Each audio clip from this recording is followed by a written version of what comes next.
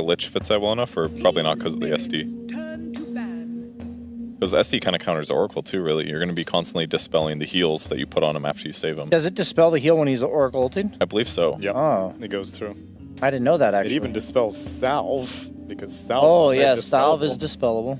Rush Magic Wand, or what's it called? Holy Locket. Can't dispel that. Or shove lotuses down his throat. And like a stack of 3 mangoes to him, be like, drink this nectar for 7 seconds. And they take away 2 of the more defensive supports on the side of Spirit with the Silencer, which looked great last game in terms of coverage with the Global, and the Witch Doctor that we've been seeing a bit more often. People just play for the Voodoo Restoration on lane, less so than for the Casket these days. I appreciate that as a carry player. That's basically a permanent tango. Yep. At level 1. You don't have to feed me 10 tangos if you just stand next to me, level the skill that is 1. Ignore all the pulling, all the stacking. The Lotus is the bounty rune. No, once I'm full HP, you can go do your thing. Okay, you may I get leave axed now. again, please come back. I took 8 creep attacks. Please return to me. Well, as a result of Yatoro not getting selected in the first phase, Tundra opt to ban out a bunch of carries. Faceless Void, Morphling, Medusa taken out, and obviously they have selected the Bloodseeker themselves. They still have the Lich for themselves on their side of Spirit if they want to go down that path again. Yeah, those are 3 carries that are very difficult to rupture. Morphling has Waveform, Faceless Void has Time Walk, and Medusa just stands still. So I think that's the idea. Okay. So I like this pivot to the 4 Mirana instead. Now you have the natural synergy with the Beastmaster with like the roar into the arrow. You also have the Shadow Demon disruption setup, but you're taking it away from immersion more importantly, which we saw he completely destroyed on that last game. He's super comfortable on Mirana. Does it change if the perspective that they may not be able to stack as much? Or do you think Shadow, like is there an argument for putting Mirana 5 and Shadow Demon 4 just for that sake? I think I would prefer to see the Mirana and the Beastmaster play together because it just feels like a better lane to kill and pressure the Bloodseeker. And I think Mirana's a solid stacker herself. Like, she can leap towards the triangle if she's late. I really do enjoy that about her. She doesn't do it as well as Shadow Demon, who can stack 3 camps on Dire side, but Mirana does fine too, if they need to. Also may need to reevaluate the mid picks, because Storm was banned out for Laurel, but if there's a Mirana on the board, maybe Ember Spirit could be good for mid. I would love a bounty hunter. I think that hero would be super annoying for Team Spirit to deal with. Snaking has played it. I mean, Malrian's Void Spirit is also just skill in the pool. And the Pengo. That's his most played. I think the Void Spirit is just safer versus the Beastmaster, whereas like the Pango can get roared. Void Spirit can kind of jump these backline supports like the Shadow Demon and the Mirana who get burst really quickly. It's wild that you're talking about like a Pango bursting supports and there's somebody better than him. I think if you said that like 4 weeks ago, we'd be like, what are you talking about? That defusal timing's disgusting. And now someone exists.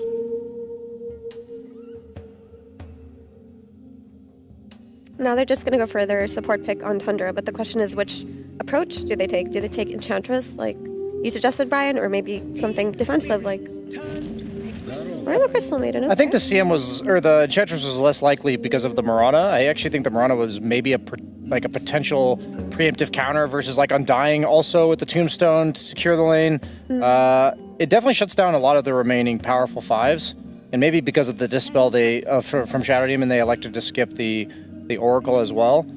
So CM, good against the Beastmaster Boar if he ever decides to level it, but mostly it does just give them kill threat. Batrider's most likely going to look to go bottom at some point between like 5 to 7 minutes, and if they can catch Beastmaster when he's like level 4 or 5, it significantly slows down his entire game plan. But also it's just a solid hero in general versus the Beastmaster, right? Because you can freeze the boars. You also root the Mirana so she can't leap away. So just hero to hero, it does a lot of nice things. And now that the Ember Spirit has come out, her Frostbite has even more value. And between her nukes and Bloodseeker, she's one of the best supports setting up for the Bloodrite actually hitting on its target. It looks like a really, really scary bot lane for Team Spirit. Agreed.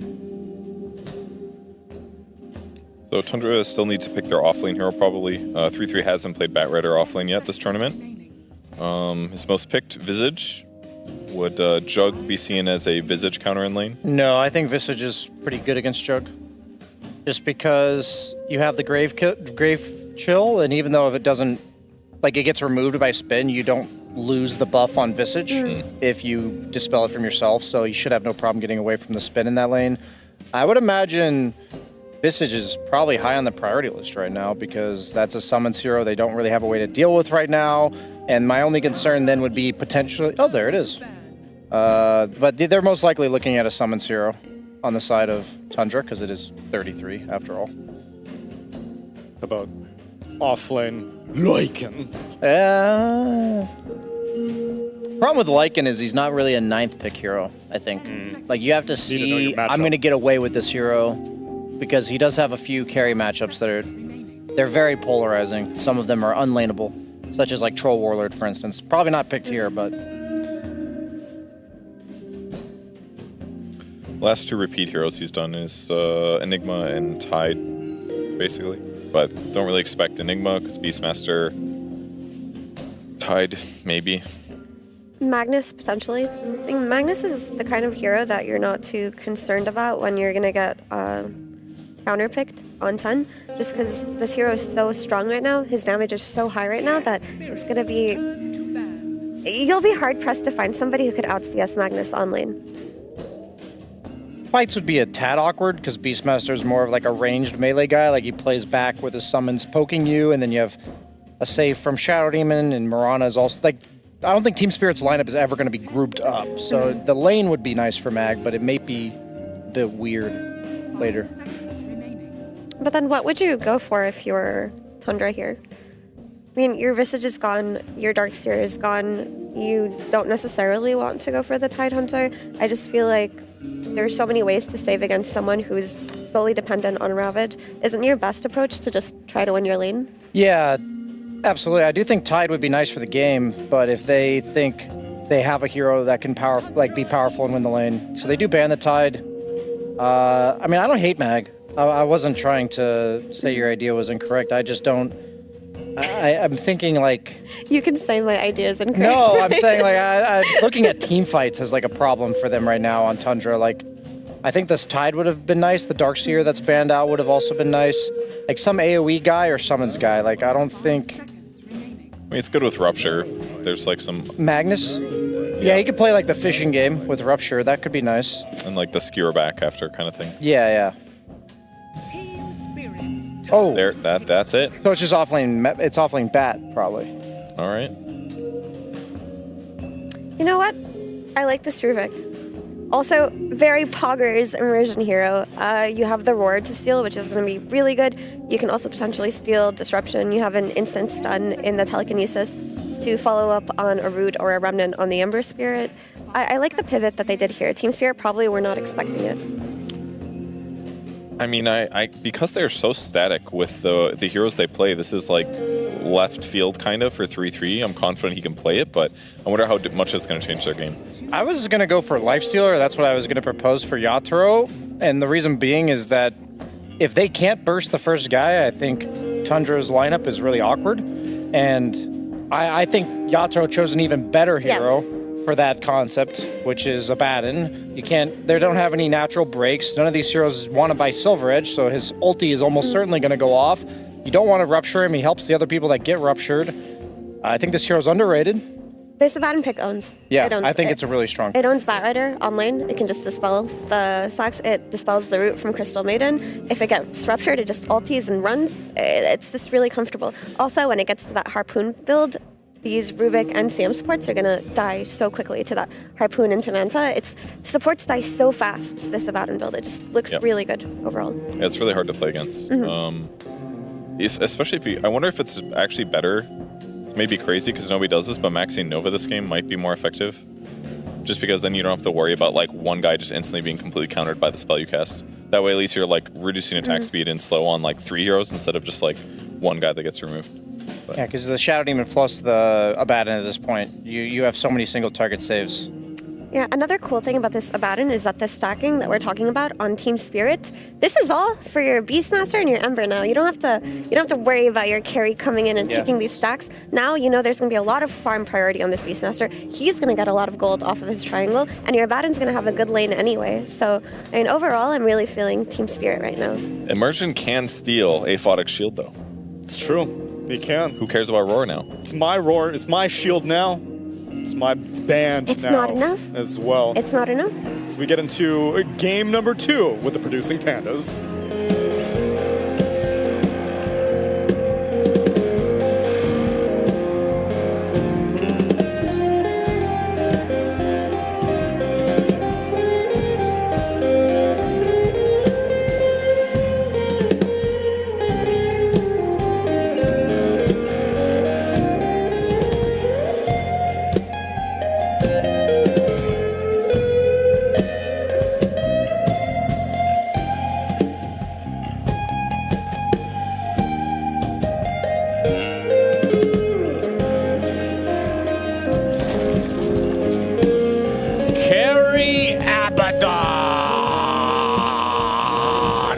hero, Cinderin. Game number 2, Spirit versus Tundra.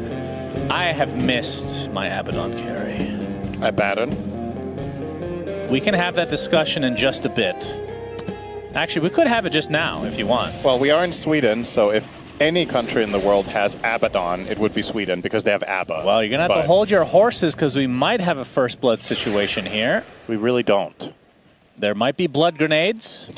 That's true, There we go. Okay, I do have Never something really to say about the pronunciation. First of all, I understand that the correct pronunciation is Abaddon. Okay. But that didn't come to light until a few years, like after Dota 2 came out. Okay. Okay.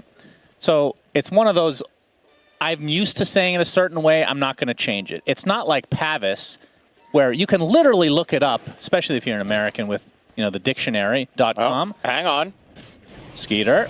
This is a very potential kill. He is in no man's land. I don't really understand what he is going to die, question mark. Although Malrine gets the first blood on Collapse. So it ends up being a 1-for-1. And Skeeter's like, all according to plan. We baited them all away, so we get 3 bounties and first blood. That was a very weird whole setup, but it actually works out in Tundra's favor in the end with how they did that. Hard to give them credit for that being on purpose, but maybe.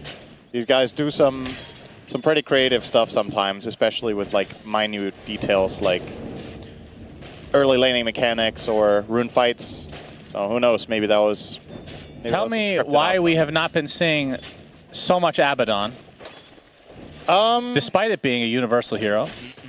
I mean, he's always going to have... He has the same weaknesses as always, right? He has no mobility ability as a melee hero, which is one of the things that most physical carries have, right? Or melee carries. Either have a mobility spell or a limiting mobility spell, in the sense that the enemy can be forced to fight you. So PA has a blink, Anti-Mage has a blink.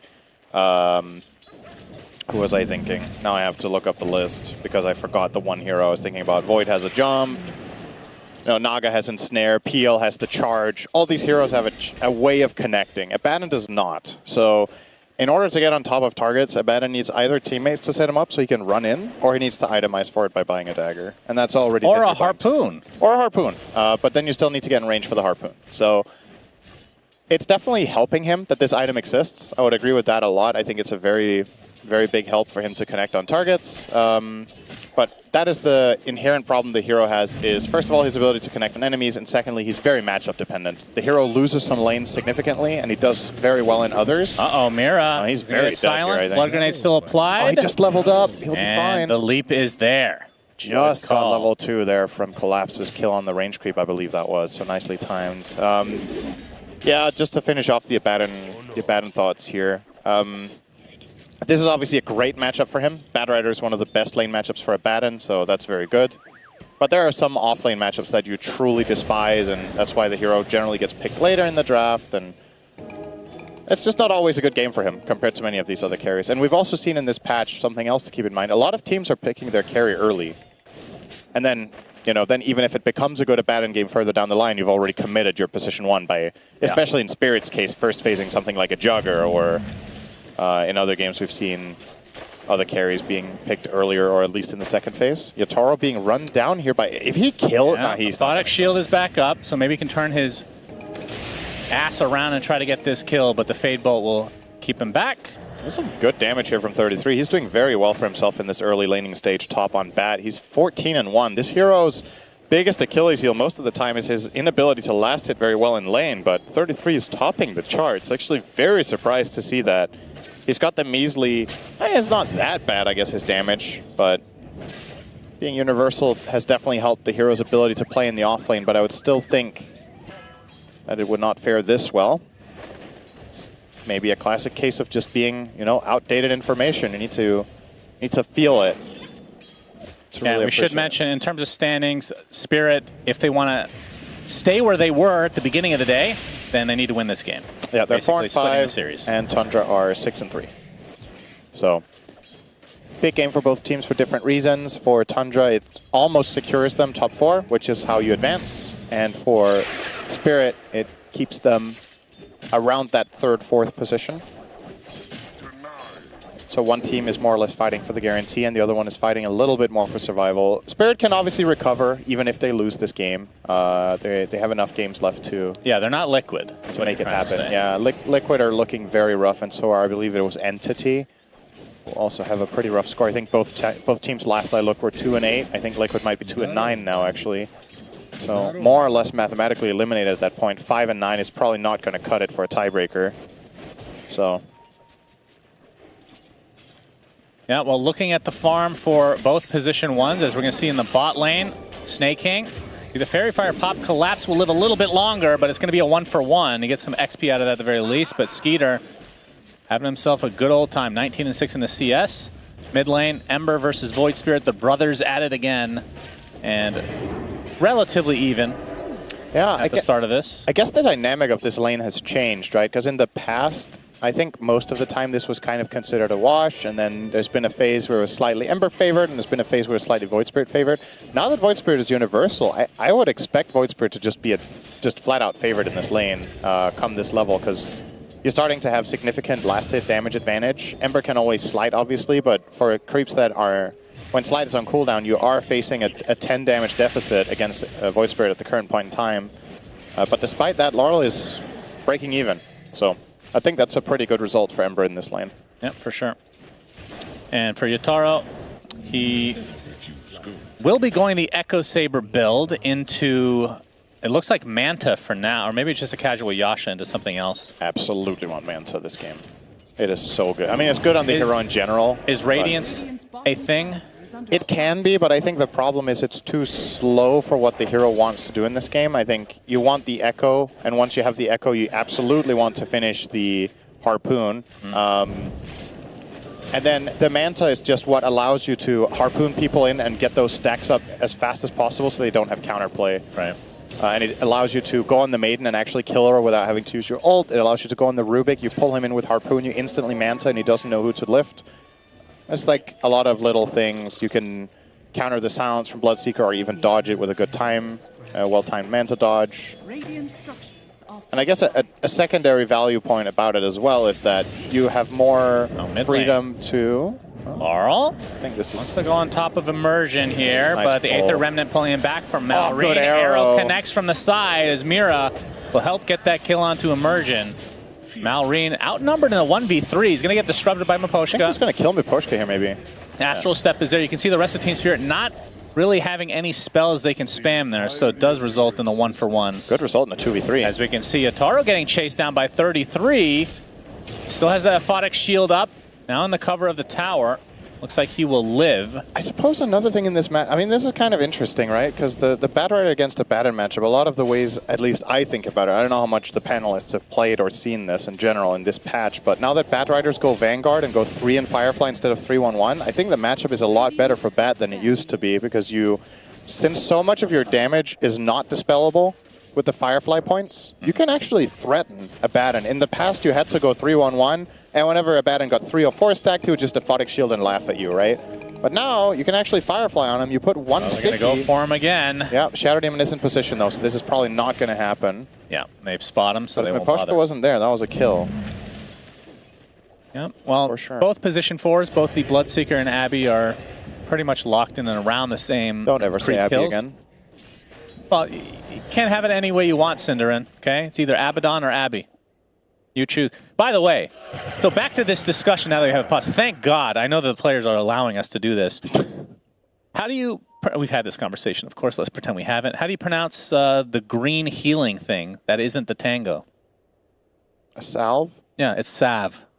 No. So are we going to start pronouncing it salve because it's the technical correct way to say it? I'm sure you can also say a salve. Okay. What about Aegis, Cinderin? Aegis. It's Aegis, yes, technically. Okay, but Ice Frog himself said, no, I want everyone to mispronounce it as Aegis. So we do, out of respect. And Abaddon, that's my choice for mispronunciation. Time to look up salve. That's unfortunate. Very unfortunate. Miposhka, after the pause comes through, looking to take out this Batrider. 33. Gonna get to the low ground, but will die shortly after Yatoro gets that kill, and now is level 6. Yeah, it's a real feels good kill for the Abaddon to get. Now he's level 6, like you said, and he's ramping well ahead of the Bat by a full level at this point. But it's also needed, because Spirit's lanes have not been going particularly well. The Beastmaster is being dwarfed by Bloodseeker, the direct counterpick, and Malrine is on the warpath, looking for more. He's already found one support. The shield is there. Mira looks like he's just going to get right-click down. Double kill from Malrine. If I call him Marine, then that's just a compliment, I suppose. But that haste rune coming in, very handy. 2K lead for Tundra. It's similar to last game, but this time you can't blame it on the Devour. True. So just a flat-out laning stage win for them. Just getting way more out of it, getting the better kills, and especially the huge discrepancy now in that mid lane. Malrine with a 4-0 against Ember's 1-0 on Laurel. And what amounts kind of to build? 1,500 net worth advantage. Oh, we haven't really seen the Searing Chains into arrows, as Malrine's going to be A-okay. So this combo hasn't really come to fruition for Team Spirit. But from Collapse's side, wondering what kind of build he's going. Looks like Pipe will be the first pickup for him. So auras. I mean, how do you? I'm not saying Pipe is unusual. I mean, I guess it's a little unusual if it's first, but how do you prioritize in a game going for like Helm with the Overlords? You can see the arrow will connect, so that's the second combo with the arrow. Clean hit. But Beastmaster, it feels like there's a ton of different builds that you can go. There's the Agnum Scepter, the Helm Overlord, there's auras with Crimson Guard or Pipe as we're seeing here. Yeah, it's hard to say exactly. I mean, you can obviously see the matchups that he has here and see the value of the Pipe against Bad Rider, Void Spirit, Rubik, and Maiden. There's just a lot of random AoE magic damage that you're blocking, but I can't tell you for a fact why he's rating this over the Ags. If it's because his start is too bad and he feels like the timing is going to be off, or if they're trying to aim for a certain mid-game point where they want all things to come together with the Pipe, with Abaddon having his first item, with Ember having his first item, like whatever it is. It's definitely, the reasoning has got to be something along those lines. Oh, arrow will hit. Do they have the damage to rip through? Malrine will get the Astral Step. He's going to get chased by his brother, the Ember Spirit. Gets off the pulse, gives them a little damage mitigation. They see a stack now, so they can take that very shortly, but Malrine will still fall. Nice pickoff for Team Spirit. Frostbite's going to catch Mira, though, so it is a trade of sorts, but Spirit will take it. Rupture, but TP is okay. Looks like that stack will still go to Tundra, although there are some Shadow Poisons on it. Poshka's trying to be a thorn in their side here. And with Laurel reconnecting, they actually have presence here. Yeah. So, you're right. The stack is indeed going to go to Spirit. Well, I did say it. I said both. You said Tundra. Points, first I said Tundra, yeah. You covered your bases. This stack is going to die. Well, that's not covering all your bases. It could just live the entire game for all that's true. That, if you had said that, it would have lived the whole game, probably. Oh. Do I have that much power? Nice arrow. Who's playing really well right now, Syndra? Let's put it to a test here. All of them. Oh, shit. Now everyone's going to DC. Oh, dear. And we're seeing 33 go for the Octarine out of the Vanguard buildup, of course. It's been... I do wonder if they're going to end up changing that at some point. It is nice, but maybe it's too good. Yeah, I mean... But it is fun seeing Octarines built a lot. It's a fun item. Yeah, it feels like Vanguard just has too many upsides, right? If you made it not disassemblable, I think that's how it used to be, first of all. I think players would probably still buy it a good amount, despite not going Octarine, because it still has so much inherent value for your presence in lane, your ability to push the tower. Just tankiness in the first 20-25 minutes is very useful. But yeah, a hero like Bad Rider would probably stop buying it, right? Mm-hmm. If he couldn't go Octarine with it. Oh, Malrine wanted to go for the rune. Looks like it ends up top, but he's going to take an arrow instead. Searing Chains to follow. Don't think they have the damage to actually kill him outright. Will Astral Step to the other side. Oh, here comes Yatoro. And yeah, Yatoro, first rotation of the game. They're going to get the support Rubik to start things out. Yatoro, he can just try to go for snaking. We see the Rupture come out. That's onto Laurel right now, but he can just stand there because Yataro's the one in front. Oh, I love Abaddon so much. It's one of my favorite heroes. It's so cool to see when carry players get to finally play this hero. It's not a carry very often in Pro Dota history, right? It's like I don't know, how many years of Dota 2 have we had now? 11? I feel like Abaddon has been a carry for like less than a year in total out of those 11 years. Yeah, like, it almost never gets played, but it's so refreshing. I would say a little bit over a year, but yeah. You think so? In the grand scheme of things, very small percentage. It's mainly a support and an offlaner, but it's really cool to see it in the carry role because like the carries that have the most aggressive mindset, it really allows them to to, what's the word? To play out that to way. win.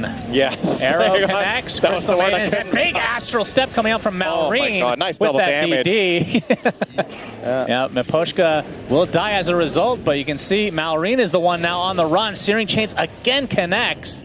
Laurel, see if you can try and finish the job. Yatoro, not sure if he wants to go any deeper. Collapses there, continuing with the axes. Skitter's pretty fast. And it looks like Malrine will end up living. So it's just a support kill after all that. As now the pipe online for Team Spirit. And Harpoon is getting there for Yatoro. Yep. Very close, as a matter of fact. 5 gold away, so it's coming out just now. And yeah, Yatoro is the kind of carry player who's always been very aggressive in his playstyle, right? So this is right. This hero is right up his alley. Like, just go in front, find targets, put pressure, enable your team to shine as well while you're going in aggressively. So it's really allowing him to like perform that player identity, if you will. Like, there's some carry players that are more, you know, your classic stand back and deliver. And it's not like Yatoro doesn't play a mean Terrorblade. He absolutely does. But it's just some players, even when they play a hero like that, where they will still not be scared of going in first. And really, that is true. Putting the enemy team to the test. Yatoro's always been that kind of guy. Oh, Malrine arrow's dodging coming, the arrow. sidestep. Nice stolen aphotic shield there, just really protecting him. Yep, that's an easy one to get. Snake King is an easy kill to get for Team Spirit. And looks like Tundra are just going to back away, though. Skeeter is spotted. Yatoro gets the harpoon. The rupture comes out as well. He's just going to pop the borrowed time right off the bat, but there's the roar after the aphotic shield was used by Immersion, and that will lead to a kill onto the Bloodseeker. Big kill for Team Spirit. Really nice. Overall, 3 kills and 0 deaths. Just such a great chase down, just again taking advantage of, this time it's the harpoon coming in at the great time, the opportune moment to catch Skitter, but also just power playing their way through the enemy triangle. Their lineup is incredibly strong right now. There really isn't too much Tundra can do to this last pick Abaddon when he runs at them, so they kind of have to yield and give him space. And it means it's damn it if you do, damn it if you don't. If you're fighting, that doesn't feel too great, but if you don't, he's going to run you down, harpoon you, and you're going to lose heroes. So you got to be very, very careful with how you're positioned and not letting this guy get in range of you. And that's a tough ask when the enemy has slight chains. This hero combination, the Abaddon plus Ember, is actually so beautiful because they set each other up for success. Ember lets Abaddon connect, and in turn Abaddon protects the Ember when he wants to go aggressive. So yeah, it's a really, really nice tandem. Oh, Mira. Good dodge from Mira here. Quick leaps. 33's already popped that Firefly. You can see Collapse heaping in as well. And the fact that it was, I mean, we don't get to, I feel like as time has gone on in Dota, less gotcha picks at the end have been a thing when the teams have just gotten better over the years, but this Abaddon does feel like a gotcha pick. It's still in a way. It's not to the extent of the good old... I mean, it's not like Brood Mother. Exactly. It's not like old Brood or Meepo with no counters or whatever. Like you. But the synergies are pretty insane once you list them off. Abaddon feels like a hero that you can always find a way to beat, but this is definitely in like a very high percentile of how good of a game this is for the hero. Definitely a truly standout pick. And the panel was also talking about it. BSJ was saying this could be a good lifesteal game, but he liked the Abaddon even more, and I agree. I can't think of a better carry pick in this game for this patch. So well done from Spirit identifying that. And yeah, definitely taking advantage of it so far. 3K lead after Tundra off to a good start, as we talked about earlier. Tundra had a 2K lead minute 8. It's been swung the other way now with some great aggressive plays from Spirit, and they're going to find more now maybe. Who's finding yeah, who? Oh, that's a very fast disruption. 33 is going to get Searing Chains as well on the high ground here. Trying to disengage, it looks like, from Tundra's side is a Demonic Purge into the arrow. That might be the death of Void Spirit. A good telekinesis, but it's not going to be enough to save Malrine in the end. Stolen access here for Immersion. This gives some freedom to collapse to Roar. If they do find a connection on Slight Chains, they won't be able to steal the Roar now. It's on cooldown, but well, it looks like they'll find a little maiden snack here. Yep, harpoon. That's always fun to watch. You know, I don't know if you've really, we've had this conversation a lot in general, how you're a big fan of the sound design in Dota. That might be the lowest quality. I don't know if you actually listen to it. The sound of the harpoon is atrocious. It's really poor. I definitely think it's also not the only item. I can't remember what the other one is. Or oh right, I know what's coming to mind. The PA persona. Yeah. With the like hitting with what sounds to be like a the auto attack. Yeah, I don't even know what to call that sound, but Yeah, I've always considered Dota to have like absolute pristine sound design, and the sounds are still unique, but I would agree, like some of the quality of sounds that we've had in the last year might not have been on par with. It's also hard to continue on that standard, right? The sound guy is working high. on Neon Prime. That's why. Right. All It's the gotta be sound it. Yep. being used for that. 33 gets roared. Laurel surrounding They have him. the damage. And an easy pickup for him. 4K lead now for Spirit. So kind of a back and forth engagement, or back and forth game overall. It's been a lot of fourth for Spirit, though, in the last... Yeah, it has. I mean, I feel like a lot of the games we've been casting, not only at the Major, but even this tournament thus far, have been laning stage, and then that team just ends up winning.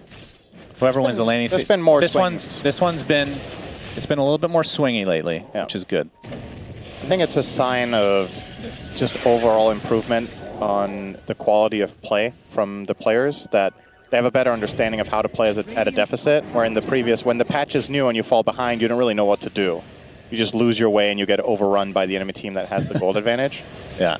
Now, even when things don't go exactly according to plan, a lot of the times the team finds a creative way to approach things. Maureen, good evasive I feel like maneuvers as here. time has gone on in this patch, Tormentors have been a lower priority. 20 minutes, you don't see these teams get it immediately, unless they're trying to invade the enemy one. Yeah. Otherwise, it's like 24, 25 minutes is typically when you'll see it, which I find interesting. Lasso, I don't think Spirit are going to find that interesting. Laurel, he does have the remnants, but they're slow to a crawl. Gets another one off. I believe he was ruptured. Has to stand still for the time being. Collapse is there for moral support, and he will live. So Tundra not able to finish the job. That would have been a huge kill. And not only do they catch him like that, but he also didn't have a pre-placed remnant, so he had to throw it out. If there was a remnant on the ground, that would not have been really close to a kill, but with that having to come out there, that was scary. All right, Maureen, disrupt, arrows coming. Too late. No, Oh, it wasn't. Cinderin does it again. A curse. Too late. Not for you. All right, it can't be too late. All of his spells were on cooldown. I thought he had one of his defensive spells, but he literally had no steps or dissimulate. Too So late. yeah, then it's gonna. I mean, then it's gonna hit. More like too late to get away. That's what you meant, right? Yes. Good boy. Good, clean boy. Yes. Manta on the way for Yatoro. Speaking of pronunciations, I like how you switch up the pronunciation of his name constantly. What do I say? Well, at the beginning of the game, you said Yatoro. Don't I say Yatoro all the time? You've been doing that lately, yeah. Like Yatoro sounds, it's like super awful American accent, you know? I feel like I've called him Yatoro for quite a long time. No, Maybe not. because of me? I influence you. I am. Abaddon is now hitting the Roshan. Do you say Roshan or Roshan? Is that Roxanne? That's right. Roshan is actually a word in Farsi, which is why I pronounce it Roshan. And it means bright, which is ironic. Because he's not bright at all. But Aegis. Ginsu's bowling ball was. What's that? That's what it's named after. The bowling ball? Yeah. Ginsu's bowling ball is called Roshan. Oh, I That's what he actually named- did not know that. Named it after his bowling ball. Wow. That's interesting. He must really have loved bowling. To name a fierce monster in a video game that after is- a bowling ball. That is interesting and quite sad at the same time. Okay, that's a very special bowling ball. He goes to sleep with it I mean, every it's night. very possible that it's just fake trivia that he created, and now he's just laughing that people keep referencing it Yeah, when it could never be. was the case. Could be. But who names their bowling ball anyway? No, that's actually a thing. Oh, it is? For bowlers. I see, okay. People that bowl for a living definitely name them. They name... It's like naming a ship or something. But how many bowling balls do you use as a competitor? Do you have... You probably have a backup, I would assume. You don't only have one, right? Because Yeah. then you need to wait for it to come back every time. But I guess if you only strike, you have time. Yep. Very interesting conversation as always. 5K lead for Spirit. Yep, they got the mid tower. They have the Aegis. Snaking doing his best to push these lanes. Speaking of bowling, Collapse striking here. Looking for Snay on the ward. 33. Yeah, Laurel might be finding Pursued a spare by kill Laurel. here. Nope. Arrows coming. Did not. I don't know the term for when you don't hit anything, but that's what happened there. It's called a miss. All right, he is lassoed. Lasso, Rupture, Blood Right, but he's outside of it, doesn't matter. That's Aegis. They get the Aegis, now they reset. Nice snipe there. That's a really good kill. I mean, sure, it's on the Aegis, but the execution from Tundra was very clean. Abaddon is not nearby for the save. They get a very quick hit and run, get out, and the cooldowns they expend aren't very long. So Batrider with the Octarine will have lasso again soon, and Collapse was out hunting the Crystal Maiden for an eternity and never found her. So a good result overall for Tundra. They are obviously still trailing. Oh, there's a TP coming top. Yeah, They're coming Collapse. Ooh. All right. A blink away to safety. Well, 33 is randomly going to burn a Hawk on his way out. A nice little snack there that he wasn't expecting.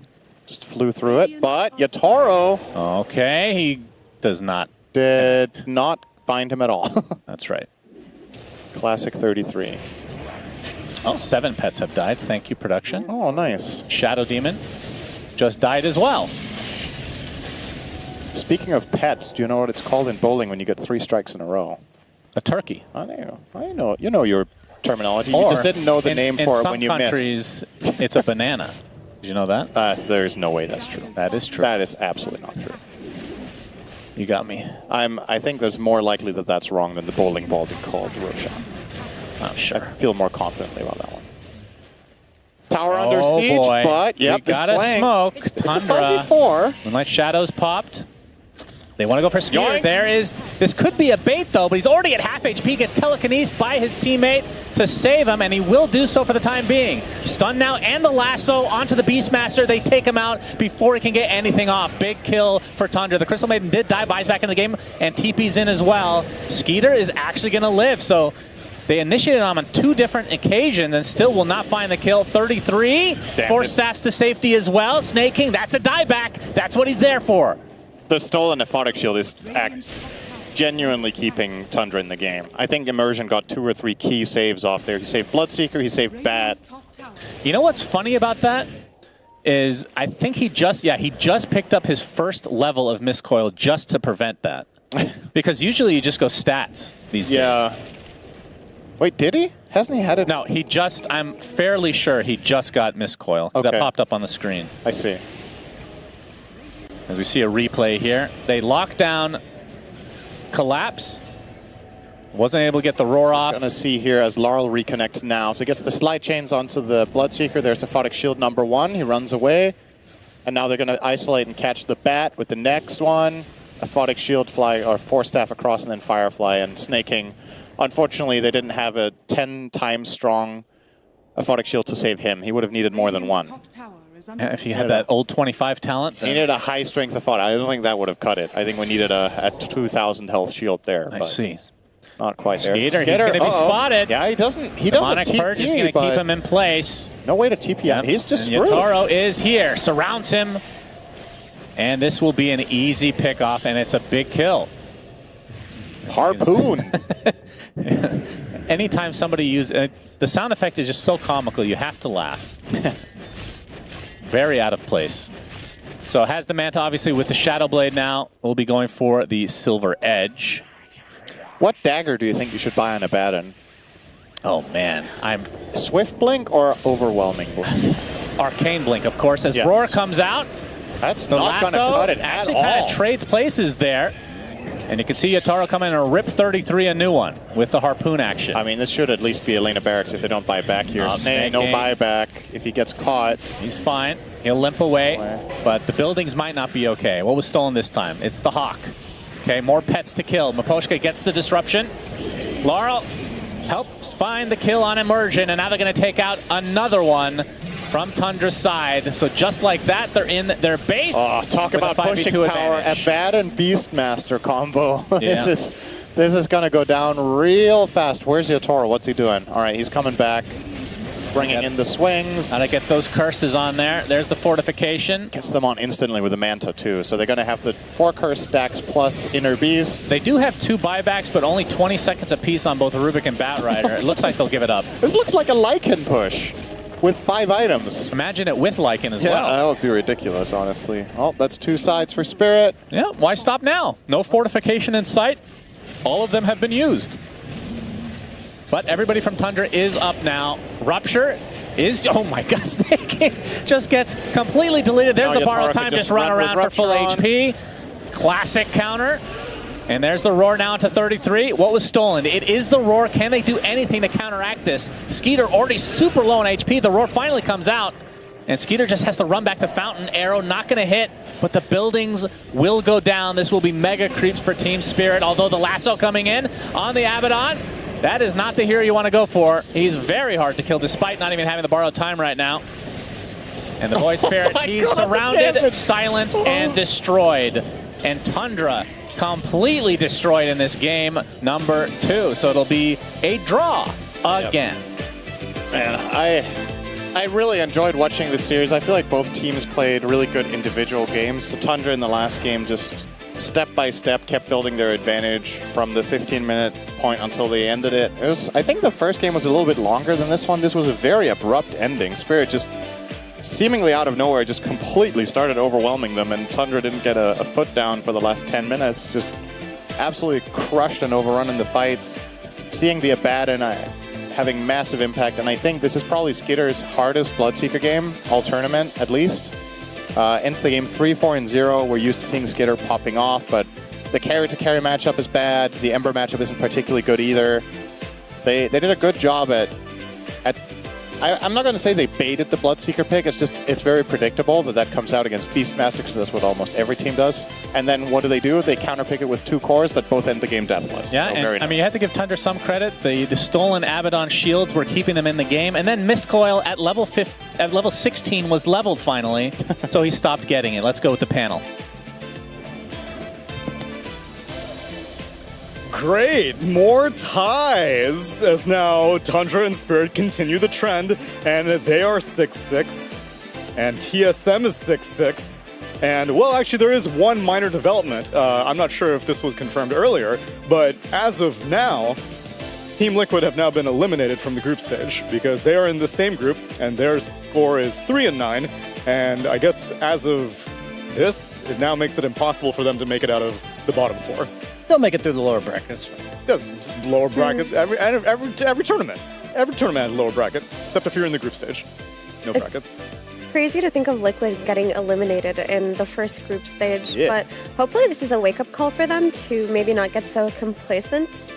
Or maybe they wanted to be complacent and just rest up before volley. That could also be the case here. That's right. They're trying to scrub the target off their back. But meanwhile, for this series, Tundra they got smashed, man. They put the pedal to the metal on Team Spirit. That Abaddon pick ends up having a much sooner timing than Juggernaut, it seems. I was excited about it, and Mira was even raving about it more than I was, so I'll let you take it away. Why was it so powerful? I mean, it's just a very exciting hero, right? Like, we don't get to see it that often, but it's a universal hero. It owns, it builds the items that are OP this patch, the Harpoon, the Manta, etc. It's a ball-up hero, so when Beastmaster hits a timing where he's very strong, the Abaddon can join in early. It dispels the lasso, which is one of Tundra's key ways to take the fight, and it just fights really well into Void Spirit, right? But most importantly, Bloodseeker, what does he do versus Abaddon, 1-1? What does he do to that guy? He has to kill the rest of his team, and it's a very tall order when the rest of his team is grouping up. One of the weaknesses the hero does have, and maybe there's 2, but the first is like pre-6, you can definitely bully him a lot right before he hits his ulti, because at like level 5, what do you have? Just aphotic shield, basically. Like if they go on you, your passive doesn't really do anything. And the other weakness is sometimes you don't farm fast enough if you skip like the Radiance build, but like we talked about, if you go the Harpoon build and you get aggressive with your team, it doesn't matter, because you're killing heroes and objectives and things like that. So like you don't have to worry about collecting net worth. So they got to, once he got through that laning stage problem and was able to get online with the Beastmaster, he got to play to full effect. It was something that I'm starting to wonder if we might see those stocks rise more, because not only did it win, it beat a Void Spirit, which has been the hero du jour of probably the past 3 days, it seems. And I guess this there was a disruption into basically instant Curse of Avernus silence on him. Yeah, I think Abaddon, I think the Radiance is going to fall off. Yeah. I think I played it one time myself, and it just felt clunky because I'm like, I'm picking this universal hero, and then I'm buying my first 5,000 gold item has 0 stats on it. And maybe they'll pair it more with like Dooms or Beastmasters, these offlaners that Mira mentioned in the draft. Like they're going to give him stacks, they're going to give him a lot more attention than the carry, so they're more selfless as a carry, as an Abaddon. Like he's rotating mid with the Neko Saber, killing mid tower. That's usually the role of the offlaner. But because he's doing that, the other players get to focus more on their games. And I like that Yatoro can be a 10th pick player that does that kind of role. That's kind of cool.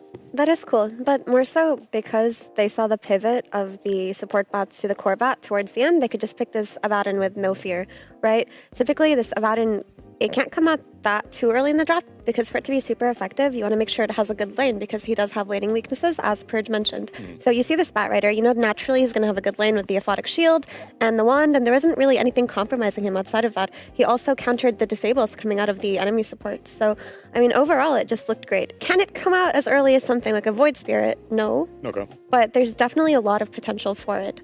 And the rest of Team Spirit played so well around it. They had Beastmaster and Ember to play the map with, exploit the vision. They had the disruption to arrow combo that we saw a few times. Overall, it was just a textbook. And overall, I'm also more encouraged by Spirit drafts that don't first phase Yatoro. And this one also enabled Laurel quite a bit, having so many setups. So Mirana had arrow set up with the disruption, with the slight chains. I find that Yatoro's gonna do his job no matter what. If you first phase him, it's... I don't know. It's not playing to Spirit's strengths, I feel. I think there's an argument to be made about having a carry that you can first phase, making your drafting that much easier.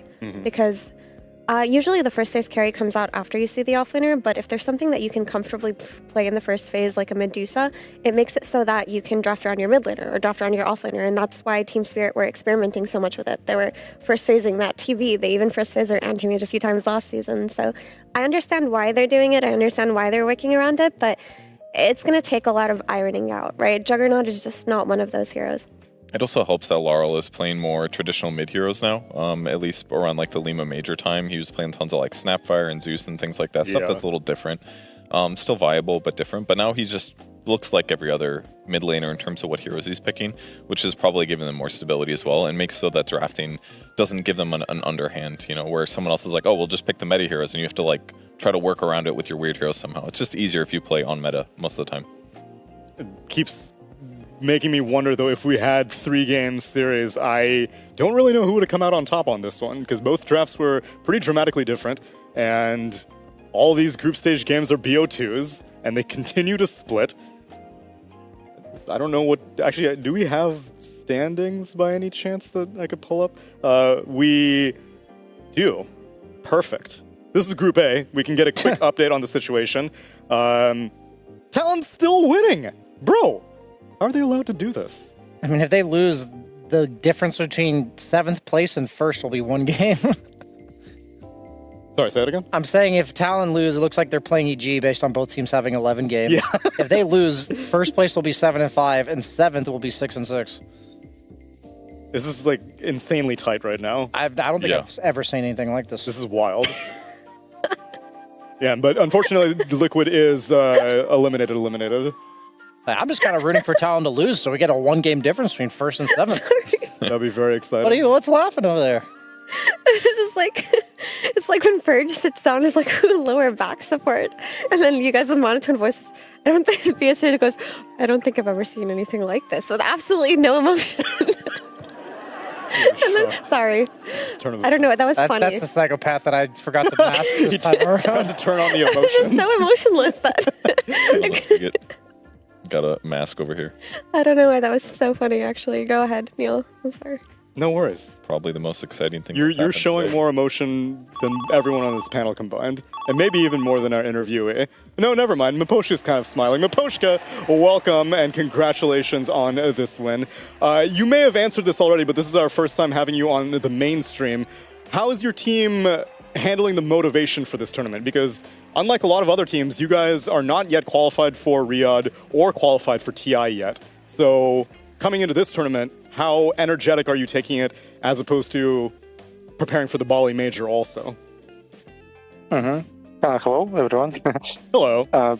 as always, we motivated for any tournament, and we of course trying to win as maximum as possible. But I don't know, from some period we have some course, I don't know, and we cannot really win any team 2-0 or any other score. And Maposhka, that's not a curse for another you. day, another draw.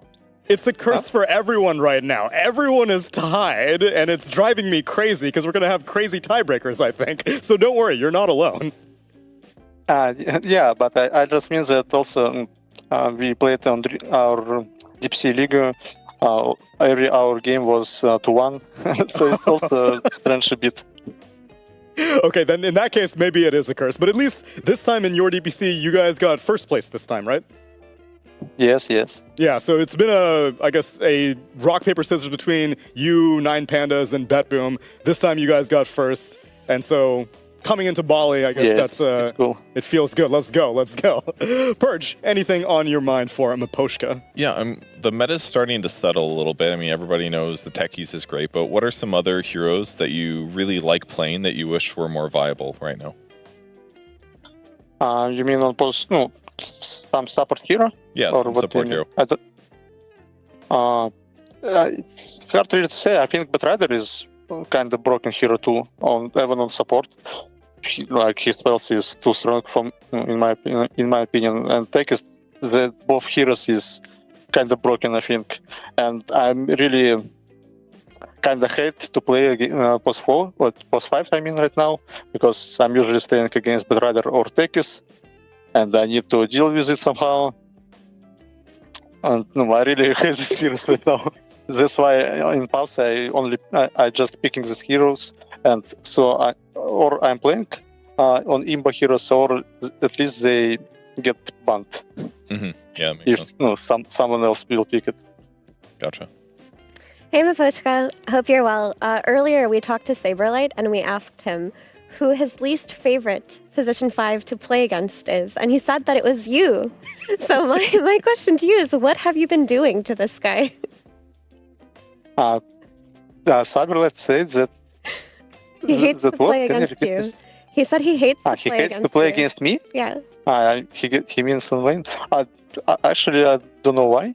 We didn't play a lot of games, I think, but I don't really know why he thinks like this. Maybe it was some kind of joke because he's some kind of funny guy. But I can say that usually I'm really focused on lane. I'm trying to play perfectly, try to pull, harass, not letting free creeps, try to deny every creep. Maybe that's why, but not really right now. Right now I'm not in really good form, I guess. So I guess right now it's much easier to stay against me. Well, he doesn't seem to think so. And the last question, really quickly, can you tell us a little bit how Laurel has grown as a player since he joined Team Spirit? How Laurel what? Has grown as a player. How to say? I think from the start, when he joined us, he didn't feel comfort. He didn't really know how he should play with our team, and also we are a team which not really get used to play with mid laner. But right now we kind of different,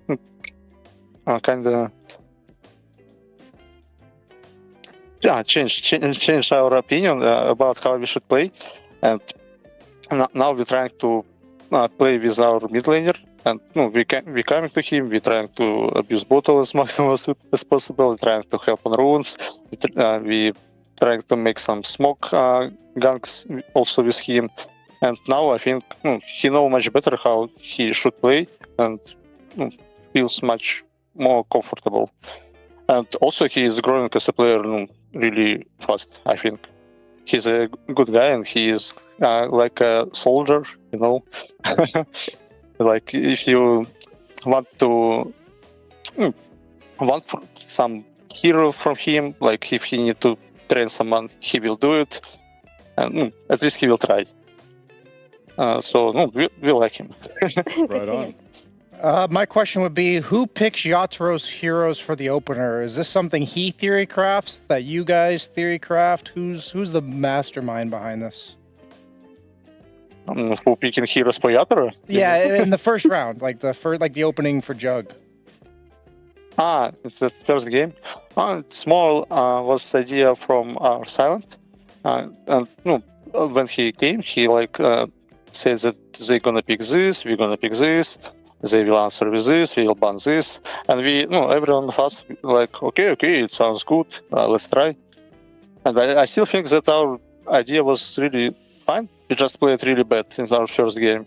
I don't really know why. We played too passive. We didn't make any gank with our mid-ranger, but we could. And they just reached level 6 on Doom. They used Doom. Other heroes used Portal. They attacked us. We was a little bit prepared, but not not enough.